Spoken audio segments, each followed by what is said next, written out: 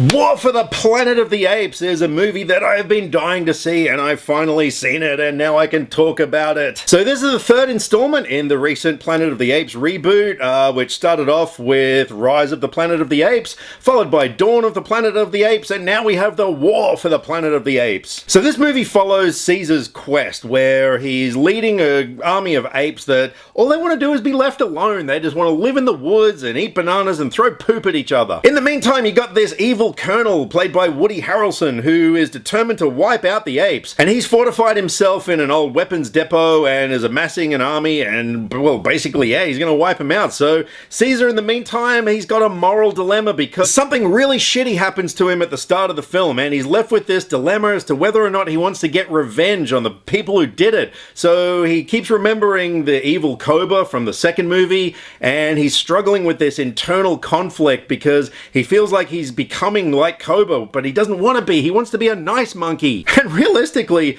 the war in the title of this movie wasn't so much an actual war with guns and explosions and stuff like that. It was more the internal conflict of Caesar. And by God, it was so freaking good. I loved this movie from the opening scene to the very end. This movie was thrilling. And not only was it thrilling, but oh my God, it was so emotional in parts. There were some scenes in this movie that there were no words that needed to be spoken. It was just all through imagery, and I had tears rolling down my cheeks in some parts. No spoilers, of course, but particularly this one scene between this little girl and like a really big gorilla named Luca. There were these two moments that involved a flower, and oh my God, that was mind-blowingly brilliant storytelling. So I don't freaking know where to start with what I loved about this movie, because everything.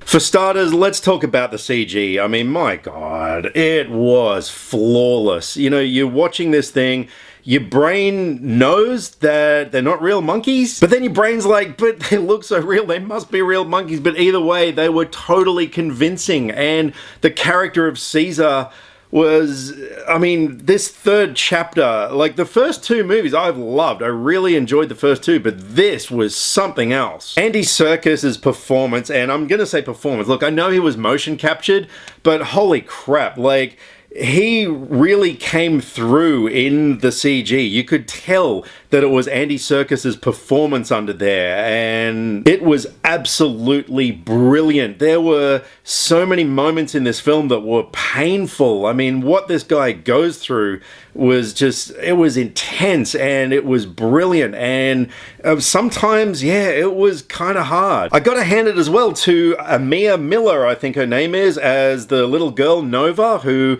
on the journey that Caesar and a few of his buddies have, they come across this little girl who she can't actually speak, and her performance was so freaking good, particularly because she had to emote everything without being able to speak, and oh my God, she was just captivating. Woody Harrelson as the Colonel, he was just fine. There wasn't really anything sort of outstanding about his performance. I mean, he did Psycho really well, and in moments of, like, you know, things that his character's going through, yeah, he did great. But I've also got to hand it to Steve Zahn as the monkey named Bad Ape. He was almost kind of like the comedy relief of the film, but his character still had a lot of depth, and that was the thing.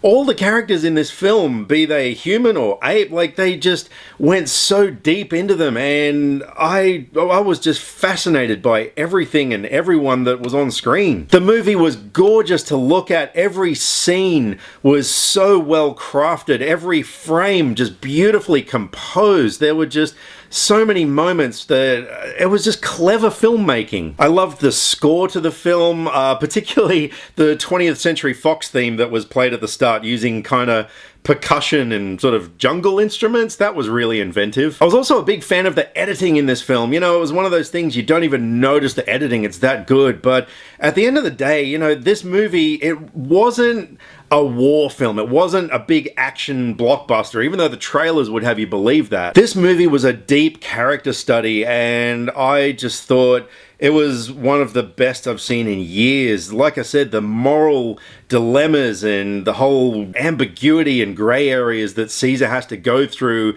in order to figure out what he wants to do in order to get revenge. It was enthralling.